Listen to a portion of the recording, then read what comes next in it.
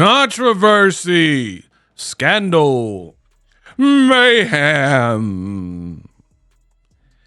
Logan Paul attempts to explain why his brother Jake Paul kept spilling on the ground, falling on the ground in his fight with Anthony Joshua. A fillet though is a challenge. What up, Fight World? It's your boy Ego, and I'm back with some more boxing. Logan Paul had his brother as a guest on the podcast, and he was right there with a broken jaw, speaking on it, and some weird things were said, in my opinion. Starting with this. When Anthony Joshua would lean on Jake, he would go to his knee. Now, most people thought, oh, Jake's trying to take him down, right? I saw a thing like, oh, he tried to take the. No, I yelled stop. It's not a wrestling match. Well, he's not trying to take Anthony but Joshua down. But I didn't know that either. What he was doing was, and I saw this in sparring, and I asked him, I was like, why do you keep going to your knee when the big guy is above you and leans on you? He said, they're so heavy, me trying to hold them up wastes so much energy. Mm-hmm. If I'm under them and they start leaning on me, I'm just going to drop to my knee. Because why would I waste energy trying to keep them up for what purpose other than to get exhausted? Right. And I wish I had known that. It's a strategy that optically looks very bad, but it's conservation of energy that above you and leans on you. He said, they're so heavy, me trying to hold them up wastes so much energy. Mm-hmm. If I'm under them and they start leaning on me, I'm just going to drop to my knee. Because why would I waste energy trying to keep them up for what purpose other than to get exhausted? Right. And I wish I had known that. It's a strategy that optically looks very bad, but it's conservation of energy that when. Bro, I am so done. Now, remember, I told you I am the best in the business and it's not even close. Notice I said that. This particular fight, I told you before the fight, there is a reason I'm not making a bunch of content about it because I feel like it's going to be some BS. I'm going to watch it as a curiosity thing and because I have a channel, but I don't have high expectations for the fight. I felt like something phony or weird would happen. And now my suspicion has been confirmed. None of this fight made sense at all. You have Joshua who looked way bigger.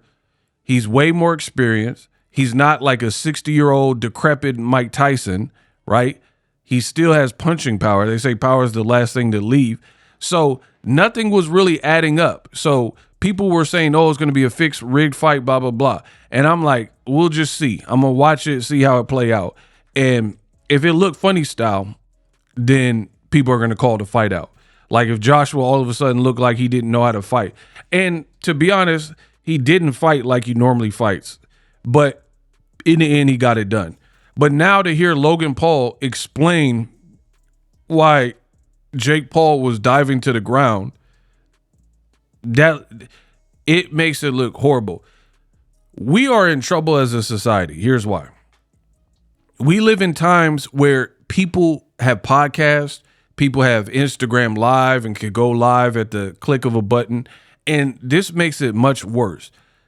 You have Andrew Tate, who is blaming God, the man upstairs, for why he lost to Chase DeBoer. Like he's trying so hard Tate's trying very hard to make it like some esoteric, deeper meaning and spiritual. Bro, we don't want to hear none of that. You got cooked by a man, came out to Mariah Carey with pink gloves, and you're supposed to be the top G and indestructible and bulletproof with a bulletproof mindset, and you was out there gassed, doubling over, getting hurt, getting hit with Street Fighter 2 uppercuts.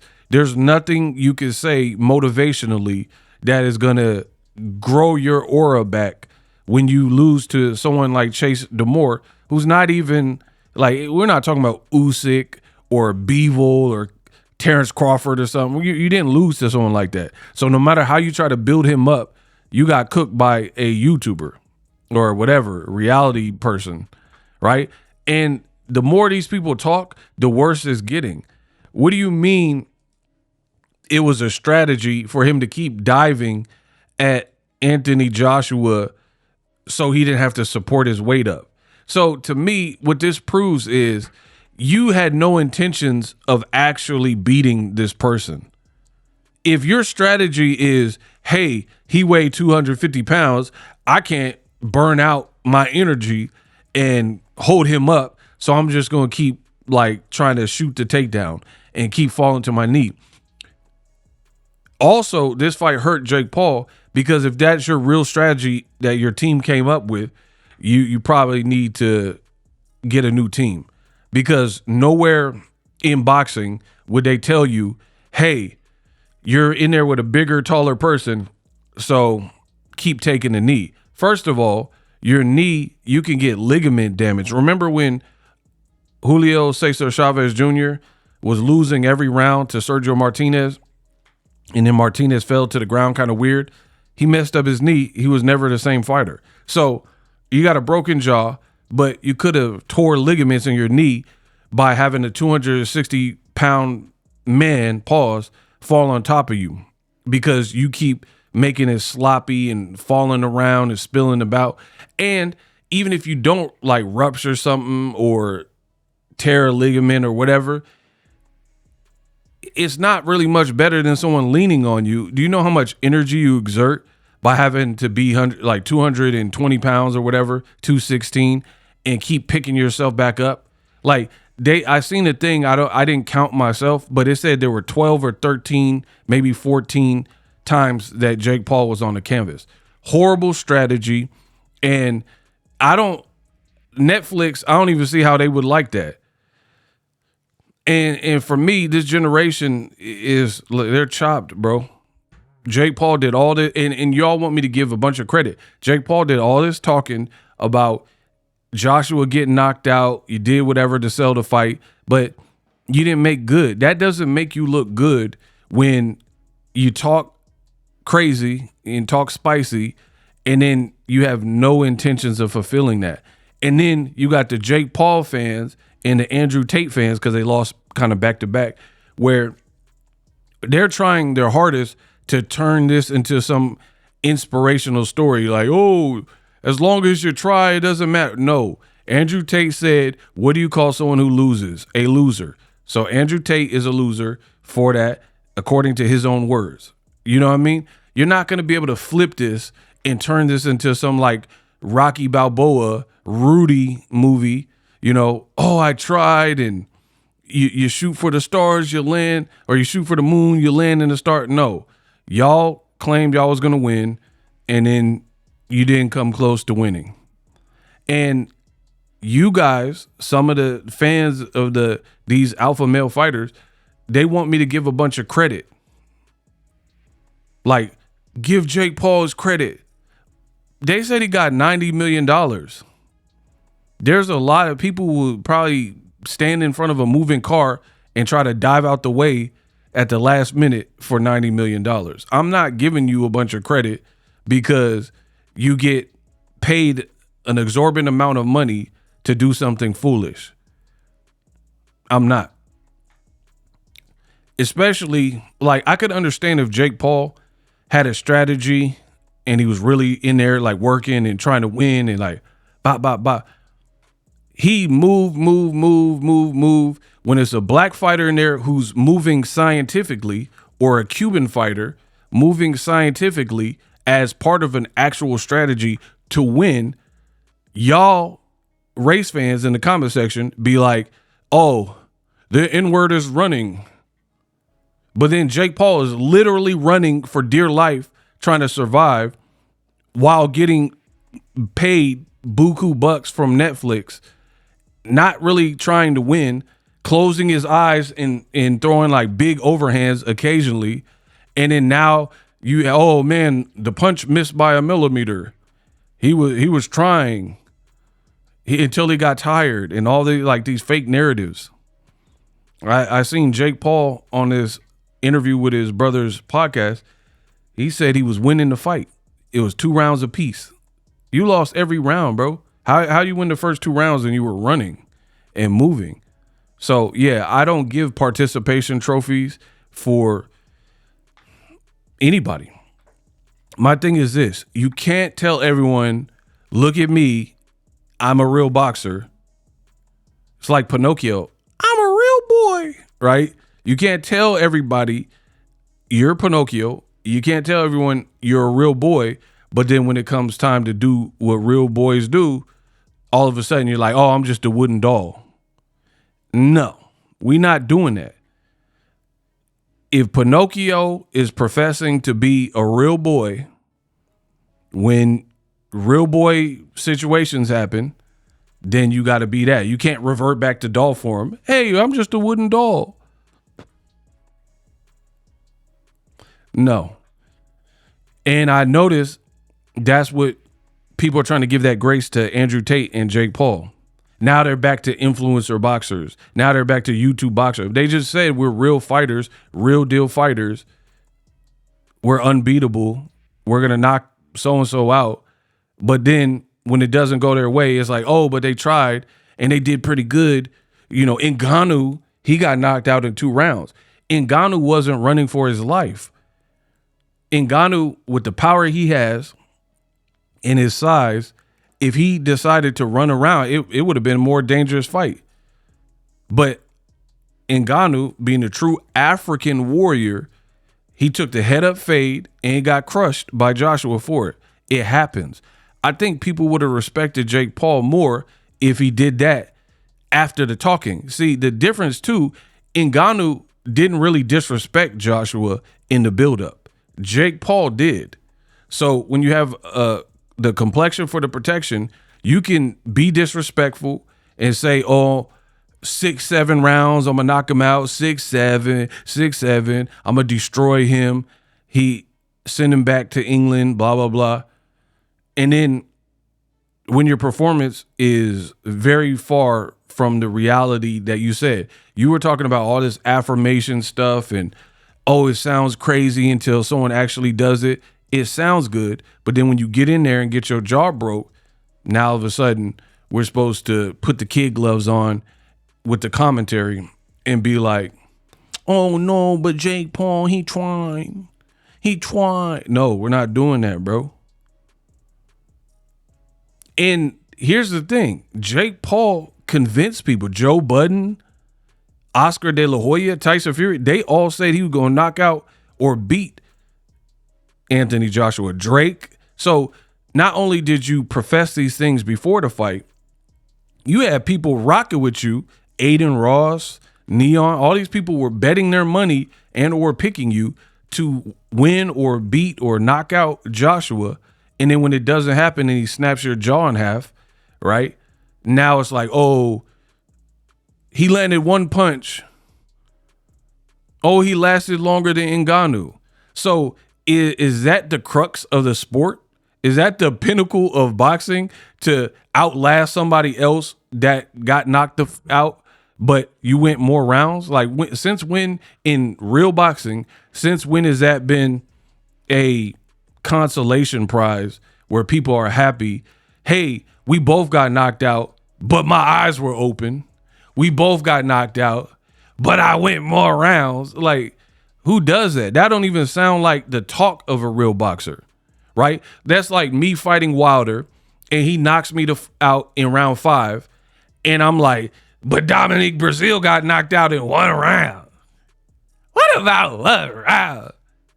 Romain Stavern got knocked out in 1 round. Why he get knocked out? I went 5. Like, you're not getting extra credit for that, bro. I've never, like, for example, Gervonta Tank Davis be knocking fools out. Hector Luis Garcia got knocked out. Ryan Garcia got knocked out. Frank Martin got knocked out. Rolly got knocked out, right? I'm not giving any one of them credit. In fact, I don't even memorize the round that Barrios got knocked out versus Frank Martin. They all got knocked out. The girl don't like you. Nobody likes you. Like, you all got knocked out. So I'm not going to be like, oh, but Frank Martin, you know, with only X amount of fights, he went as long as Barrios and he's 6 foot tall. Like, y'all all got splattered. Y'all all got knocked out. When is it a claim to fame? Like, oh, I lasted longer than Rolly. Oh, I got knocked out, but It took longer than Ryan Garcia got knocked. Like, what are we talking about? Y'all all got knocked out. So yeah, I lasted longer than Ngannou. That's not enough. You said you're gonna knock out the man. He broke your jaw. Now the ladies love cool AJ, and they posting all this. Oh, who is that? AJ, Hercules. Now the ladies all on AJ. So if anything, this helped AJ's brand because he's coming off a knockout loss, and people want to see Jake Paul lose. He was the man to do it. You know what I mean? And he did it by knockout, broke his jaw. Everyone giving AJ props again. So this definitely helped AJ's profile. Good choice on him. But as far as like Jake Paul was winning, his strategy was to fall on the knee and tackle AJ. That is a dumb game plan. Very, very dumb game plan. I'm just going to keep spilling on the ground. You might even be able to get disqualified or a point taken away. So for me, the more these people talk, the worse it gets, because now the people who are saying we should now respect, Jake Paul more and give him a lot of credit, that makes me give you less credit because it shows me you did a lot of talking that you didn't believe in. If you were in camp practicing to take a knee like Kaepernick and keep falling about so you don't have to hold up the weight of a bigger person. Terrence Crawford fought a bigger Canelo. Usyk fought a bigger Fury twice, right? Bivol fought a huge puncher in Beterbiev who knocks dudes out. None of these guys had the strategy to fight big punchers or bigger people. Tank fought all of his opponents pretty much have been bigger minus Pitbull Cruz. Lamont Roach was even bigger, right? When is the game plan for all these actual boxers ever been, oh, I don't want to support their weight, so let me just fall to the ground and, create a melee? Again, I don't even know if that conserves your energy to keep picking 200 pounds off the canvas. How does that really help you? You know what I mean? So to me, it looked like you just want to survive now. So to the more they talk, the worse it looks, because y'all wanted it to get credit, but I can't give no credit for that. That's how pretty much you don't even have to have any boxing training. No one wants to get knocked out. So if anybody was fighting AJ, even with zero boxing experience, that's probably how they would fight. Run around a big ring, try to throw something real quick, throw it like bad technique and eyes closed, and try to stay away from the Jason Voorhees character as long as you can until you can't anymore. And that's exactly how the fight played out. So I think this really hurt Jake Paul because when the going got tough, then he got cooked. When he couldn't move anymore, or probably from falling on the ground so much and having to pick himself up, and his gas tank was zapped and his cardio was gone, then that's when the fight became really easy for AJ. So, he lasted longer than Ngannou, of course, because he was moving like viciously for 4 rounds. But as soon as his energy and his gas tank was no more, in rounds 5 and 6, Joshua had his best round and then snapped his jaw up. Yeah, so looking at that, I can't look at that and be like, that was a good performance. You really kind of wasted Netflix's money. There's no way that was the best boxing event that you've seen. So, yeah, it's a spectacle. People watch. The numbers went down. Canelo Crawford did better numbers. Amanda Serrano, Katie Taylor, too, did better numbers. And, of course, Jake Paul, Mike Tyson on Netflix did better numbers. You went down. Your Tyson fight had 100+ million or whatever, 75 million. This fight had 33 million. So now I don't even know how you bounce back. Your chin might not ever be the same. You know what I mean? And now you're doing podcasts with your brother, calling out Ngannou, calling him soft and all that because you lasted longer. But that's not fair. You lasted longer because of the mindset. You know what I mean? Like, if it's a bull run and if somebody's in the streets of Spain when the bull is charging and they're trying to juke the bull, you might get the horns. You might get gored. You might get, impaled. You're head up with the bull. So it's just you and the bull. You're going to either get away and dodge it or not. But if there's somebody who's like in the rafters away from the danger, of course the bull's not going to get to you. You know what I mean? And that's kind of what Joshua was chasing him in a big ring. And then you're bragging like, oh, the bull didn't get to me. It took longer for the bull to get to me. Yeah, but you weren't in the heat of battle. You know, like the Saving Private Ryan, when they're storming Normandy. Of course, the people on the front lines, when they storm the beach, they're going to get lit up. They're in the front lines. You got to have crazy heart to do that. Ngannou is that scene where they're storming the beaches of Normandy in Saving Private Ryan. He in the front line with Big AJ. So, yeah, you run a high chance of getting lit up or knocked out when you're in that field. But if you way in the back and then you like kind of moving slow and trying to be strategic about it, of course you have less of a chance or you're going to last longer. But to be honest, both soldiers got it in the end. You know what I mean? So I can't really see like, oh, he got clipped and I got clipped, but he got clipped quicker. I don't believe in that. He got clipped quicker because he was in the front lines ready for war. You know what I mean? I'm the best in the business. I give you analogies. I know it makes sense. Subscribe. Live streaming can be tough, which is why I use StreamYard. Click the link in the description for StreamYard, which is an awesome tool that enables you to set up your stream with ease of use.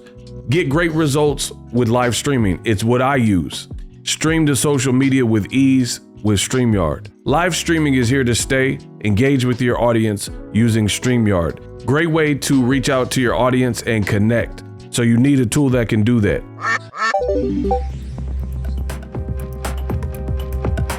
If you're new to YouTube and you're struggling to get views, one tool I can provide to you is TubeBuddy. I've been on YouTube over 10 years. I use TubeBuddy daily to crank out videos just like this one that you're watching.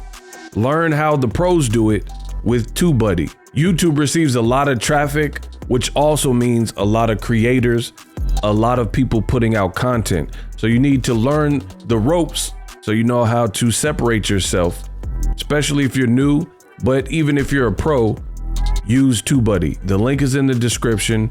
Get more views, more subscribers, and a higher click-through rate, so ultimately you can realize all of your online goals. Use my affiliate link in the description and grow your channel fast.